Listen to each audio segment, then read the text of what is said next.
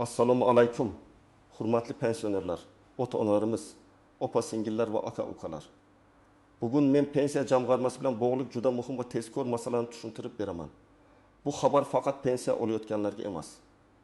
Balki yaqinda pensioner ota-onasi buvisi, bobosi nogironligi bo'yicha nafaqa oladigan qarindoshi bor har bir oilaga tegishli. Chunki bitta hujjat yetishmasa, bitta ma'lumot yangilanmasa yoki bank kartasi bo'yicha kichik muammo bo'lsa, odam o'z vaqtida pensiyasini ola olmay qolishi mumkin. Men bu mavzuni oddiy tilda amaliy misollar bilan tushuntiraman. Videoni oxirigacha ko'ring.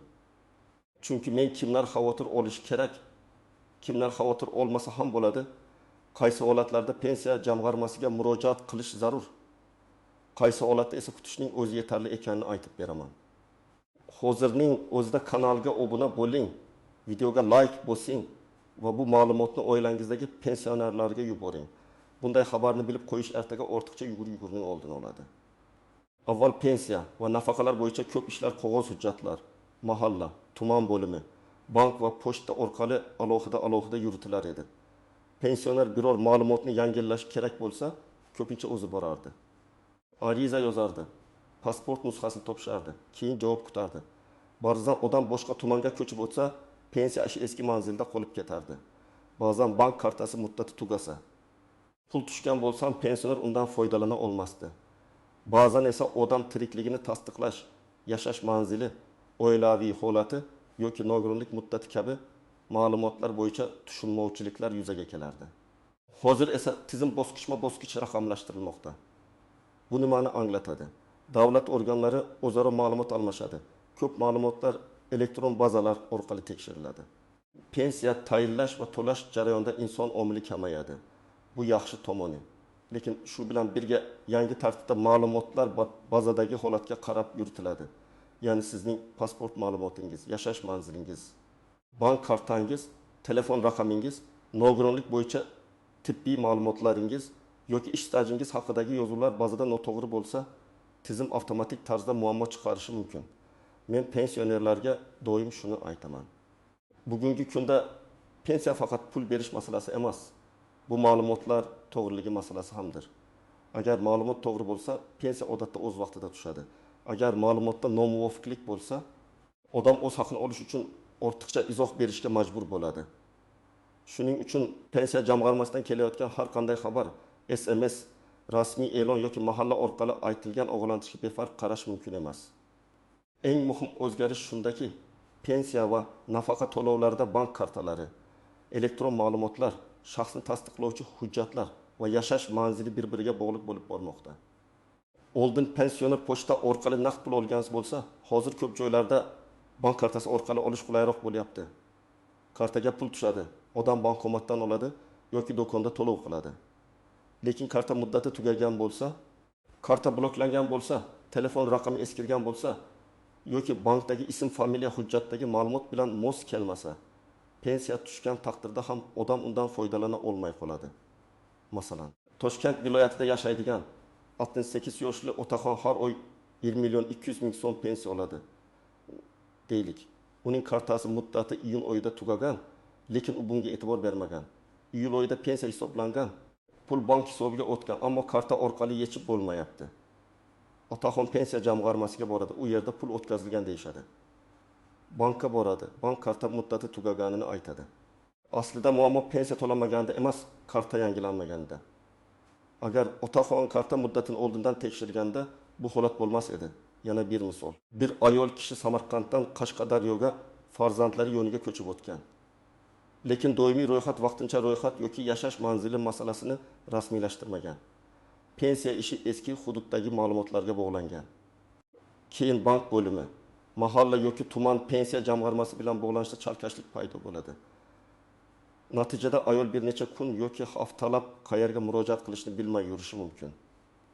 Bunday vaziyatda asosiy sabab ko'chib o'tishning o'zi emas, balki ko'chib o'tgandan keyin ma'lumotlarni yangilamaslikdir.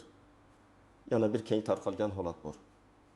Nogironlik bo'yicha nafaqa yoki pensiya oladigan insonlarda tibbiy xulosa muddati muhim bo'lishi mumkin.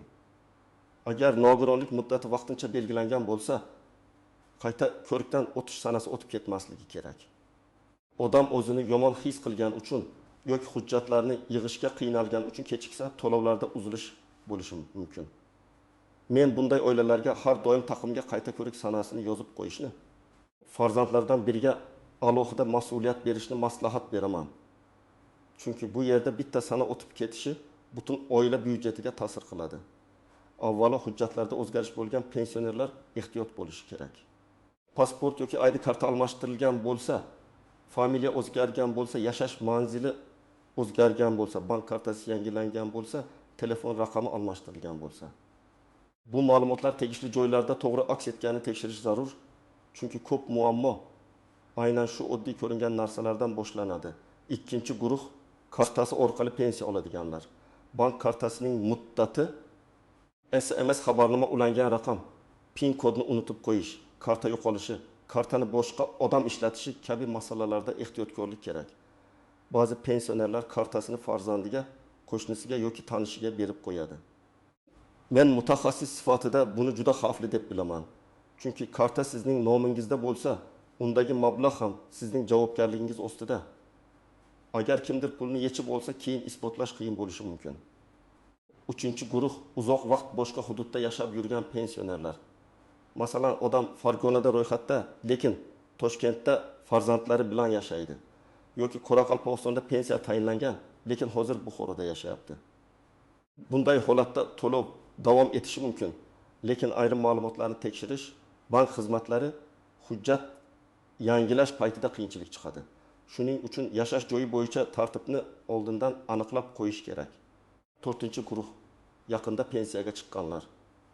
Yangi pensionerlar ko'pincha staj, ish haqi, arxiv ma'lumotlari, mehnat daftarchasi, harbiy xizmat, dekret ta'tili, yakka tartibdagi faoliyat yoki fermer xo'jaligidagi ish davrlari bo'yicha savollarga duch keladi. Agar staj to'liq kiritilmasa, pensiya miqdori kutilgandan kam chiqishi mumkin. Bu holatda odam darhol xafa bo'lib qolmasdan, hisob-kitob asoslarini so'rashishi, qaysi davrlar kiritilganini tekshirtirishi kerak. Kimlar nisbatan tinch bo'lishi mumkin? Agar sizning hujjatlaringiz joyida bo'lsa, kartangiz ishlayotgan bo'lsa, har oy pensiya o'z vaqtida tushayotgan bo'lsa, yashash manzilingiz o'zgarmagan bo'lsa, nogironlik yoki boshqa muddatli hujjatingiz muddati o'tmagan bo'lsa, vahimaga tushishga hojat yo'q, lekin baribir tekshirib turish kerak. Chunki pensioner uchun eng yaxshi himoya bu oldindan xabardorlik. Birinchi misol. Yetak 2 yoshli onaxon har oy 900 ming so'm pensiya oladi. U telefon raqamini almashtirgan, lekin bankka yangi raqamni bog'latmagan. Pensiya kartaga tushgan, lekin SMS kelmayapti. Onaxon pul tushmadi deb o'ylaydi. Farzandi bankomatga olib boradi, balansni tekshiradi, pul turgan bo'ladi. Bu holatda pensiya jamg'armasida muammo yo'q. Muammo bankdagi telefon raqamida. Sababi oddiy. Tizim eski raqamga xabar yuborgan. Natija esa onaxon bir necha kun xavotirda yuradi. Ikkinchi misol. 62 yoshli erkak kishi pensiyaga chiqish uchun hujjat topshiradi. U 35 yil ishlaganman deb hisoblaydi. Lekin mehnat daftarchasida 1934 yildan 1938 yilgacha bo'lgan ish joyi muhr bilan tasdiqlanmagan yoki arxivda ma'lumot topilmaydi. Natijada dastlabki hisob-kitobda 30 yil staj chiqadi. Bu pensiya miqdoriga ta'sir qilishi mumkin. Bunday vaziyatda odam qo'shimcha arxiv ma'lumotnomasi, ish joyidan buyruq nusxalari, ish haqi qaydnomalari yoki boshqa tasdiqlovchi hujjatlarni izlashga to'g'ri keladi. Sabab hujjatdagi bo'shliq, natija esa kamroq pensiya. Uchinchi misol, bir oilada nogironligi bo'yicha nafaqa oladigan farzand bor. Tibbiy qayta ko'rik muddati sentyabr oyida tugaydi. Ota-ona avgustda hujjat tayyorlashni boshlamasa, sentyabr oxirida navbat, shifokor xulosasi, komissiya ma'lumotlarni kiritish kechikishi mumkin. Keyin oktyabr to'lov kechikadi. Bu oilaga juda og'ir tushadi. Chunki dori-darmon, yo'l xarajatlari, parvarish xarajatlari bor. Shuning uchun men muddatli hujjatlarda kamida bir oy oldin harakat boshlashni tavsiya qilaman. 4-misol. Pensioner odam kartasini nabirasiga berib qo'yadi. Nabira internet orqali turli xizmatlarga karta raqamini kiritadi.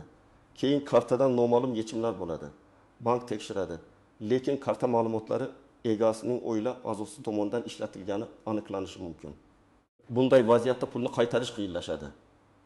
Men pensionerlarga kartani hech kimga bermaslikni, karta raqami, amal qilish muddati, SMS kod, PIN kod va ilovadagi parolni mutlaqo aytmaslikni qat'iy maslahat beraman.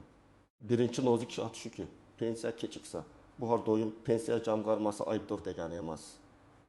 Ba'zan muammo bank tizimida, ba'zan karta holatida, ba'zan bayram yoki dam olish kunlariga to'g'ri kelgan to'lov jadvalida, ba'zan esa shaxsiy ma'lumotlardagi nomuvofiqlikda bo'ladi.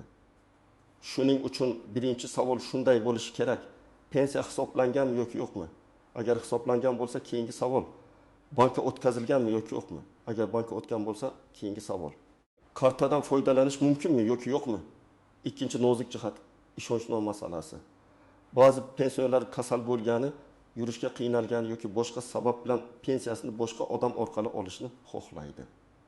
Bunda ishonchnoma qonuniy rasmiylashtirilgan bo'lishi kerak. Og'zaki kelishuv yetarli emas.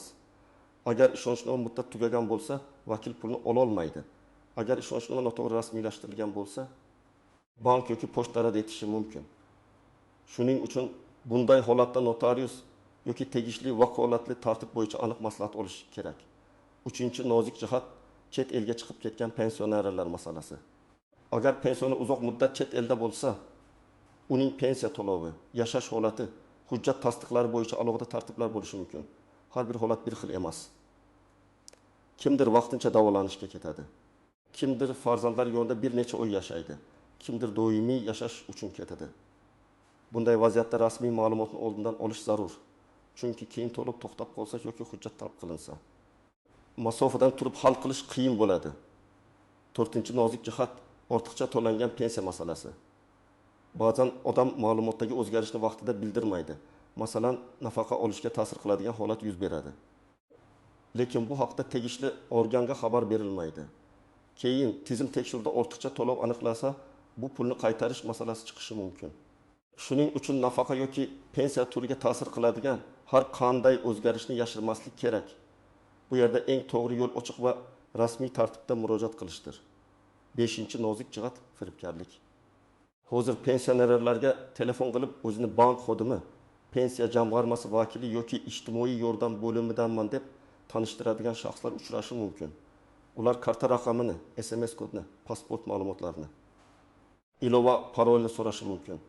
Men aniq aytaman, haqiqiy tashkilot xodimi sizdan telefon orqali SMS kod yoki karta PIN kodini so'ramaydi. Agar kimdir shunday ma'lumot so'rasa, darhol suhbatni to'xtating. Bankning rasmiy raqamiga yoki pensiya jamg'armasining rasmiy aloqa kanallariga murojaat qiling. Birinchi qadam, hujjatlarni tekshiring. Pasport yoki ayda karta amalda ekanini, undagi ism, familiya, tug'ilgan sana, JSH yer raqami to'g'ri ekanini ko'ring. Agar hujjat yaqinda almashtirilgan bo'lsa, bankda ham boshqa zarur joylarda ham yangi ma'lumot aks etganini aniqlang. Ko'pchilik hujjat almashtiradi. Lekin bankdagi eski ma'lumot qolib ketadi. Keyin karta yangilash yoki hisobdan foydalanishda muammo chiqadi. Ikkinchi qadam, bank kartangizni tekshiring. Kartaning amal qilish muddati qachon tugashini ko'ring. Agar muddat tugashiga bir oy qolgan bo'lsa, bankka borib yangi karta masalasini hal qiling. Karta yo'qolgan bo'lsa, darhol blok qildiring. Karta ishlamayotgan bo'lsa, bankomatda qayta urinmang, bankka murojaat qiling. Agar pensioner o'zi bora olmasa, qonuniy vakillik yoki ishonchnoma tartibini oldindan aniqlang. 3-qadam, telefon raqamingizni yangilang. Bank kartasiga ulangan raqam o'zingiz foydalanadigan raqam bo'lishi kerak. Agar raqam farzandingiz nomida bo'lsa ham, SMS xabarlar sizga yetib borishini ta'minlang. Lekin SMS kodlarni hech kimga aytmang. Telefon raqami yo'q bo'lsa yoki sim karta almashtirilsa, bankka xabar bering. Chunki ko'p xavfsizlik xabarlari va tasdiqlash kodlari aynan telefon raqamiga keladi. 4-qadam, pensiya miqdorini va hisob kitobni tushunib oling. Agar pensiya miqdori siz kutganingizdan kam bo'lsa, jahl bilan emas, hujjat bilan yondashing. Pensiya jamg'armasidan qaysi ish davrlari hisobga olinganini, qaysi davrlar kiritilmaganini, nima sababdan kiritilmaganini so'rang. Agar arxiv ma'lumotnomasi kerak bo'lsa, qaysi tashkilotdan olish kerakligini aniqlang. Men ko'p holatda odam hujjatni topgandan keyin pensiya qayta hisoblanishi mumkinligini ko'rganman. Lekin bu har doim avtomatik bo'lmaydi. Ariza va asos kerak bo'ladi. 5-qadam. Yashash manzilingiz o'zgargan bo'lsa, befarq bo'lmang. Mahalla, migratsiya va fuqarolikni rasmiylashtirish bo'limi, pensiya jamg'armasi yoki bank bilan bog'liq zarur tartiblarni aniqlang. Ayniqsa boshqa viloyatga ko'chgan bo'lsangiz, pensiya ishi qaysi hududda yuritilayotganini bilib qo'ying. Bu kelajakda muammo bo'lganda qayerga murojaat qilishni aniq qiladi. 6-qadam muddatli hujjatlarni alohida nazorat qiling. Nogironlik xulosasi, ishonchnoma, bank kartasi, vaqtincha ro'yxat, tibbiy hujjatlar, arxiv ma'lumotnomasi so'rovlari, bularning hammasida muddat muhim. Uyda oddiy daftar tuting. Unda hujjat nomi, muddati, qayerga murojaat qilingani, kim bilan gaplashilgani, telefon raqami yozib qo'yilsin. Bu oddiy usul, lekin amalda juda ko'p oilani chalkashlikdan qutqaradi. Agar pensiya umuman tushmagan bo'lsa, avvalo to'lov kuni va jadvalni aniqlang. Ba'zan to'lov hududlar bo'yicha bosqichma-bosqich amalga oshiriladi. Keyin pensiya jamg'armasining tuman yoki shahar bo'limiga murojaat qiling. O'zingiz bilan pasport yoki ID karta, pensiya guvohnomasi bo'lsa, bank karta ma'lumotlari, oxirgi to'lovlar bo'yicha ma'lumot, telefon raqamingizni olib boring. Muammoni og'zaki aytish bilan cheklanmang. Zarur bo'lsa ariza yozing. Arizada ism, familiya, JSHSHIR, manzil, telefon raqami, muammo sanasi va talabingiz aniq ko'rsatilgan bo'lishi kerak. Agar pul hisoblangan, lekin kartadan yechilmayotgan bo'lsa, bankka boring. Bankdan hisob holati, karta bloklangan yoki bloklanmagani, karta muddati, telefon raqami, limitlar va texnik muammo bor yo'qligini so'rang. Bank xodimidan umumiy gap emas, aniq javob so'rang. Pul hisobga tushganmi, karta form yechishga nima to'sqinlik qilyapti? Agar bank muammo pensiya jamg'armasida desa, buni asos bilan tushuntirsin. Agar pensiya jamg'armasi bankda desa, bank yozma yoki aniq ma'lumot bersin. Shunda odam ikki tashkilot orasida sarson bo'lmaydi. Agar pensiya miqdori bo'yicha e'tiroz bo'lsa, hujjatlarni yig'ing. Mehnat daftarchasi, ish joyidan ma'lumotnoma, arxiv hujjatlari, ish haqi bo'yicha ma'lumotlar, harbiy xizmat hujjatlari. Ta'lim yoki dekret davri bilan bog'liq asoslar kerak bo'lishi mumkin. Har bir holat alohida ko'riladi. Men tavsiya qiladigan eng to'g'ri yo'l shuki, avval pensiya jamg'armasidan rasmiy hisob-kitob yoki izoh oling. Keyin yetishmayotgan hujjatlarni maqsadli yig'ing. Hamma joyga bir vaqtning o'zida yugurish ko'p vaqt oladi, lekin natija bermasligi mumkin. Agar firibgarlikdan shubhalansangiz, birinchi navbatda kartani blok qildiring. Bankning rasmiy raqamiga qo'ng'iroq qiling yoki eng yaqin bank bo'limiga boring. Keyin huquqni muhofaza qiluvchi organlarga murojaat qiling. SMS kodni aytib yuborgan bo'lsangiz ham uyalib yashirmang. Vaqtida xabar berish zarar miqdorini kamaytirishi mumkin. Pensionerlar ko'pincha aldanganini aytishga tortinadi, lekin firibgarlar aynan shu uyatchanlikdan foydalanadi. Men oddiy arizada bir necha narsa bo'lishini maslahat beraman. Ariza kimga yozilayotganini ko'rsating.